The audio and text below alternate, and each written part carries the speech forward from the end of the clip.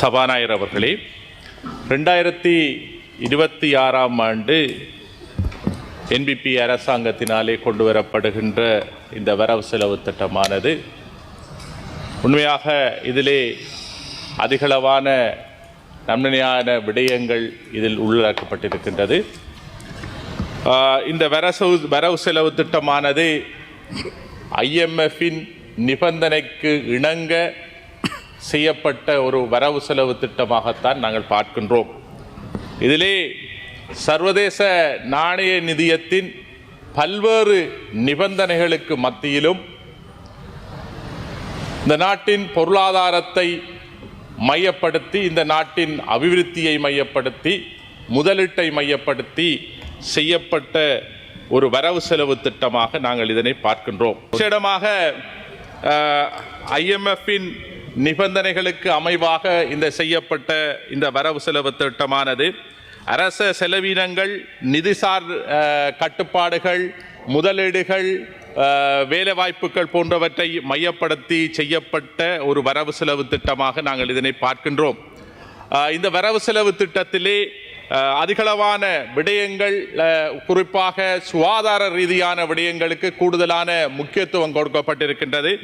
அதிலே இந்த நாட்டிலே இருக்கின்ற சுகாதாரத்துறைக்கு உண்மையாக அமைச்சர் அவர்களுக்கு உண்மையாக இதிலே விசேடமாக நன்றி சொல்ல கடமைப்பட்டிருக்கின்றேன். சுகாதாரத்துறைக்கு 555 மில்லியன் ரூபாய் நிதி ஒதுக்கீடு செய்யப்பட்டிருக்கிறது. அது மொத்த செலவினத்திலே ஒதுக்கப்பட்ட நிதியிலே 12.5% காணப்படுகின்றது. அதிலே குறிப்பாக 82 தள வைத்தியசாலைகளுக்கும் 31,000 மில்லியன் ரூபாய் ஒதுக்கப்பட்டிருக்கின்றது.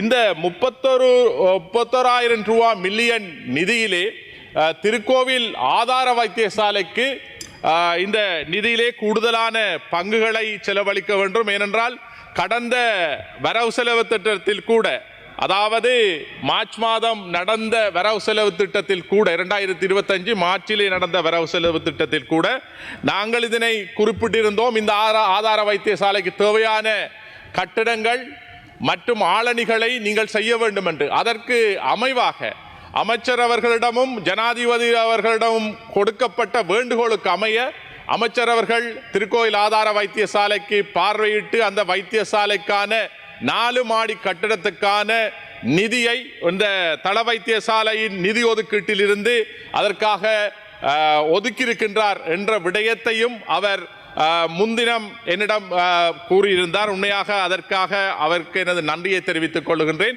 விசேடமாக ஆளணி பற்றாக்குறை என்பது அதிலே கூடுதலாக காணப்படுகின்றது. இந்த அம்பாறை மாவட்டத்திலே இருக்கின்ற வைத்தியசாலைகளில் பழமையான வைத்தியசாலை, இந்த வைத்தியசாலை கடந்த ஆட்சி காலத்திலே புறக்கணிக்கப்பட்ட ஒரு வைத்தியசாலையாக இருந்திருக்கின்றது. ஆனால் தற்பொழுது வந்திருக்கின்ற இந்த ஆட்சியாளர்கள், இந்த அரசானது அதற்கான சகல வேலை திட்டங்களையும் செய்யும் என்ற அந்த நம்பிக்கை எங்களுக்கு இருக்கின்றது. ஏனென்றால் அதற்கான உறுதிமொழியையும் அமைச்சர் அவர்கள் தந்திருக்கின்றார், ஜனாதிபதியும் தந்திருக்கிறார்.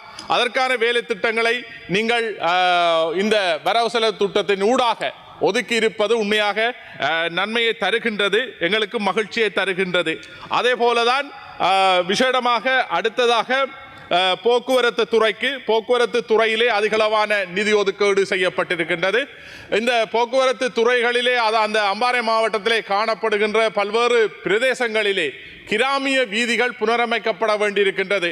உதாரணமாக அளிக்கம்பை பிரதேசத்துக்கான வீதியானது 23 கிலோமீட்டர் வீதி புனரமைக்கப்பட வேண்டியிருக்கின்றது. அதேபோல் திருக்கோவில் பிரதேசம் மற்றும் நாவிதம்பள்ளி பிரதேசங்களிலும் கூட அந்த வீதி புனரமைப்புகளை கூடுதலாக செய்ய வேண்டிய கடமையும் பொறுப்பும் அமைச்சருக்கு இருக்கின்றது. அமைச்சர் அந்த விடயங்களையும் கருத்தில் கொண்டு கூடுதலான செயற்பாடை செய்ய வேண்டும் என்று இந்த இடத்திலே குறிப்பாக கூற விரும்புகின்றேன். அது மட்டுமல்ல, விசேடமாக நீர்ப்பாசனம், விவசாய நீர்ப்பாசன துறைக்கு இந்த வரவு செலவு திட்டத்தினூடாக அதிகளவான நிதி ஒதுக்கீடு செய்யப்பட்டிருக்கின்றது. குறிப்பாக நீர்ப்பாசன துறைக்கு 91,700 மில்லியன் ரூபாய் ஒதுக்கீடு செய்யப்பட்டிருக்கின்றது. அதிலே 650 குளங்கள் மற்றும் வாய்க்கால் 380 கிலோமீட்டர், அருவி என்கின்ற விடயங்கள் உட்பட பல விடயங்கள் இதிலே உள்ளடக்கப்பட்டிருக்கின்றது. அதற்கான நிதி கூட, அதாவது சிறு குளங்களை புனரமைப்பதற்காக அல்லது வாய்க்கால்களை புனரமைப்பதற்காக 8,350 மில்லியன் ரூபாய் இதுக்கு ஒதுக்கப்பட்டிருக்கின்றது. இதிலே விசேடமாக அம்பாறை மாவட்டத்தில் இருக்கின்ற, குறிப்பாக கூற விரும்புவதால், ஒருங்கிணைக்கப்பட்ட நீர்ப்பாசன அபிவிருத்தி திட்டங்களை மேற்கொள்ள வேண்டியிருக்கின்றது. ஏனென்றால் அம்பாறை மாவட்டம் நெல் உற்பத்தியிலே 20% நெல் உற்பத்தியை இந்த நாட்டிலிருந்து பெறுகின்ற ஒரு விவசாயத்துக்குரிய ஒரு பிரதேசமாக அம்பாறை மாவட்டம் காணப்படுகின்றது. அதாவது நெல் உற்பத்தியிலே 20% காணப்படுகின்றது.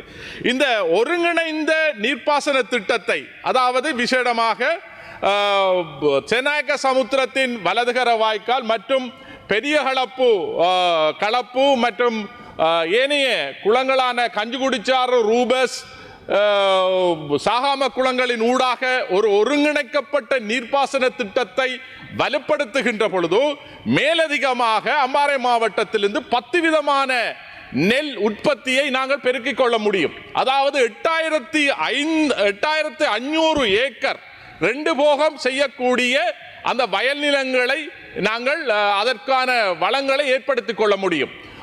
இந்த விடயத்தை நாங்கள் அமைச்சர் அவர்களின் கூட்டத்தில் கூட, செக்டோரல் கமிட்டி மீட்டிங்கிலும் கூட நாங்கள் விவசாய அமைச்சர்களுக்கு இதனை தெளிவுபடுத்தியிருந்தோம். அதன் அடிப்படையிலே அமைச்சர் அவர்கள் கூட இந்த விடயங்களை கவனத்தில் எடுத்து செய்வதாக உறுதியளித்தார். அது மட்டுமல்ல, விசேடமாக சைனா கவர்மெண்ட், சைனா டெலிகேஷன் அவர்களின் தூதுக்குழுவானது இந்த பாராளுமன்றத்துக்கு வந்திருந்த பொழுது, பாராளுமன்ற குழு கூட்டத்திலே அவர்கள் வந்திருந்த பொழுது, சைனா கவர்மெண்ட் இதற்கான நிதியை, இதற்கான பூர்வாங்க நடவடிக்கைகளை செய்வதாக அவர்கள் அதிலே கூறியிருந்தார்கள். இந்த விடயத்திலே சைனா கவர்மெண்ட்டுக்கு நாங்கள் நன்றி சொல்ல கடமைப்பட்டிருக்கின்றோம். இந்த பெரிய அளவிலான இந்த அபிவிருத்தி திட்டத்தை, இந்த நாட்டுக்கு பெரிய அளவிலான உற்பத்தியை, நெல் உற்பத்தியை மேற்கொள்வதற்காக, விவசாய உற்பத்தியை மேற்கொள்வதற்காக இந்த திட்டம் உண்மையாக சிறந்த ஒரு திட்டமாக இருக்கின்றது. இந்த முன்மொழியப்பட்ட இந்த திட்டத்துக்கு சைனா கவர்மெண்ட் உறுதுணை வழங்குவதாக சொல்லியிருப்பது உண்மையாக பாராட்டுக்குரிய விடயமாக காணப்படுகின்றது. அது மட்டுமல்ல, விசேடமாக இந்த நன்மைகள் எங்களது வரவு செலவு திட்டத்திலே உள்வாங்கப்பட்டிருந்தாலும் சில விடயங்கள், அதாவது குறிப்பாக கல்வி சார்ந்த விடயங்களுக்கு 6.1% மொத்த ஒதுக்கீட்டிலே 6.1% தான் ஒதுக்கப்பட்டிருக்கின்றது. ஆனால் அபிவிருத்தி அடைந்த நாடுகள், வளர்ந்த நாடுகளை பார்க்கின்ற பொழுது கூடுதலாக அந்த நாடுகளிலே 10-20% கல்விக்காக செலவழிக்கப்படுகின்றது.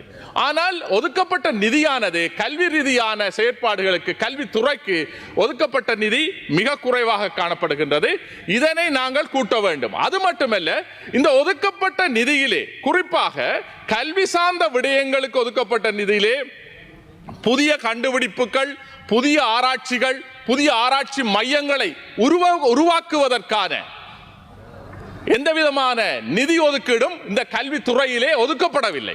ஏனென்றால் வளர்ச்சியடைந்த நாடுகள் கூடுதலாக புதிய கண்டுபிடிப்புகளை, புதிய ஆராய்ச்சிகளை மேற்கொள்வதற்கான கூடுதலான நிதிகளை பல்கலைக்கழகங்களுக்கும் உயர்கல்வி நிறுவனங்களுக்கும் கூடுதலான ஒரு ஆராய்ச்சி மையமை உருவாக்கி அதனூடாக பலதரப்பட்ட நாட்டின் அபிவிருத்தி வேலை திட்டங்களை, புதிய கண்டுபிடிப்புகளை, புதிய தொழில்நுட்பங்களை, புதிய ஆராய்ச்சிகளை மேற்கொள்வதற்கான நிதி ஒதுக்கீடு செய்யப்படுகின்றது. ஆனால் இந்த வரவு செலவு திட்டத்திலே கல்விக்கு ஒதுக்கப்பட்ட நிதியிலே புதிய ஆராய்ச்சி திட்டங்களுக்காக நிதி ஒதுக்கப்படவில்லை. ஏனென்றால் ஒரு நாடு வளர்ச்சி அடைய வேண்டும் என்றால், நாட்டின் மொத்த உள்நாட்டு உற்பத்தி, ஒரு நிலையான அபிவிருத்தி நடைபெற வேண்டும் என்றால் அந்த நாட்டுக்கு புதிய கண்டுபிடிப்புகள் கண்டுபிடிக்கப்பட வேண்டும். அந்த வகையிலே இந்த அரசு கூடுதலான கவனத்தை செலுத்தி இந்த கல்வித்துறைக்கு கூடுதலான நிதியை ஒதுக்கீடு செய்யும்படியாக இந்த இடத்திலே கேட்டுக்கொள்ள விரும்புகின்றேன்.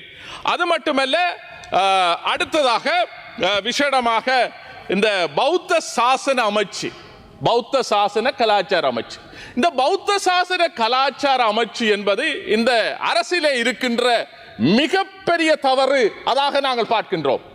ஏனென்று சொன்னால், இந்த அரசு இடதுசாரி அரசு, அதாவது சமத்துவத்தை ஏற்படுத்த வேண்டும் என்று சொல்லி வருகின்றார்கள். மதங்களுக்கு சமத்துவம், இனங்களுக்கு சமத்துவம், மொழிக்கு சமத்துவம் என்று சொல்லப்படுகின்றது. ஆனால் இங்கே குறிப்பாக பௌத்த சாசன அமைச்சு ஏனைய இந்து கலாச்சார அமைச்சோ அல்லது முஸ்லிம் விவகாரங்களுக்கான அமைச்சோ அல்லது கிறிஸ்தவ விவகாரங்களுக்கு அமைச்சோ அதிலே உள்வாங்கப்படவில்லை. ஆகவே இதிலிருந்து இந்த அரசு ஒருதலை பட்சமாக செயற்படுவது உண்மையாக கண்டிக்கப்பட வேண்டிய ஒன்றாக இருக்கின்றது.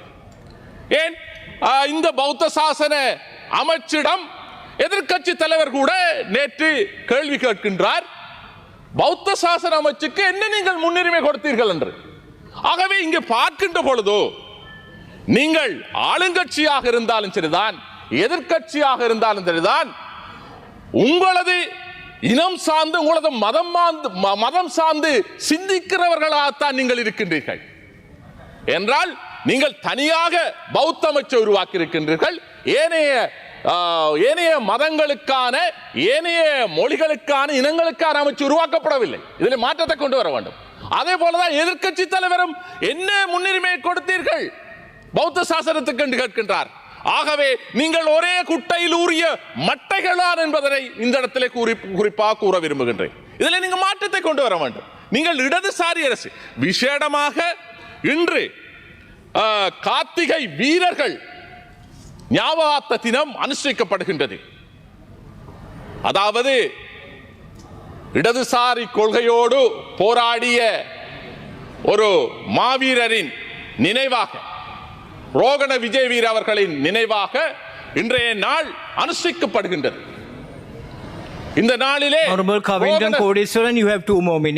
இந்த நாளிலே ரோகண விஜய் வீர அவர்கள் இலங்கை அரச படையினாலே கொல்லப்பட்டார். அதிலே ஜேவிபி வீரர்கள் பல்லாயிரம் பேர் கொலை செய்யப்பட்டிருக்கிறார்கள். அவர்களின் நினைவாக இன்றே அந்த நினைவஞ்சலி செலுத்தப்படுகின்றது. இந்த நினைவஞ்சலியிலே நாங்களும் அந்த அனுதாபத்தை ஒரு இடதுசாரி கொள்கையோடு போராடிய வீரன் என்ற வகையிலே நாங்கள் எங்களது அஞ்சலியை செலுத்த விரும்புகின்றேன். விசேடமாக இந்த கார்த்திகை மாதத்திலே, இந்த கார்த்திகை வீரர்கள் தினத்திலே, கார்த்திகை மாதத்திலே மாவீரர்கள் நாள் அனுசரிக்கப்படுகின்றது. வடகிழக்கிலே மாவீரர்கள் நாள் அனுசரிக்கப்படுகின்றது. வடகிழக்கிலே 32க்கு மேற்பட்ட மாவீரர் துயிலுமில்லங்கள் இருக்கின்றது. எங்களது இனத்துக்காக விடுதலைக்காக போராடிய மாவீரர்கள், பொதுமக்கள் இறந்த அந்த இடங்களை, அந்த புனிதமான இடங்களை, அந்த கண்ணியமான இடங்களை பாதுகாக்க வேண்டிய கடமைப்பாடு இருக்கின்றது. இந்த அரசு அந்த மாவீர துயிலும் இல்லங்கள், வடகிழக்கில் இருக்கின்ற மாவீர துயிலும் இல்லங்கள் 32 துயிலும் இல்லங்கள் இருக்கின்றன. அந்த 32 துயிலும் இல்லங்களையும் நீங்கள் வடகிழக்கிலே வாழுகின்ற தமிழ் மக்களிடம் பொறுப்பு கொடுக்க வேண்டும். அந்த இடங்களை அங்கீகரிக்க வேண்டும். அந்த இடங்களிலே நிலை கொண்டிருக்கின்ற ராணுவ பிரசன்னத்தை நீங்கள் நகர்த்த வேண்டும். ராணுவத்தை அந்த இடத்திலே ஆட்கொண்டிருக்கின்ற ராணுவத்தினரை அந்த இடத்திலே இருந்து அகற்றி மக்கள் சுயாதீனமாக சுயமாக அவர்கள் அந்த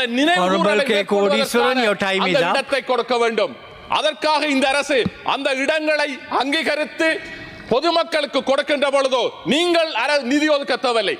நாங்கள் தமிழர்கள் அந்த இடங்களுக்கான நிதி ஒதுக்கி அந்த புனிதமான இடத்தை பாதுகாப்போம் என்பதனை இந்த இடத்திலே தெளிவாக கூறிக்கொள்ள விரும்புகின்றேன்.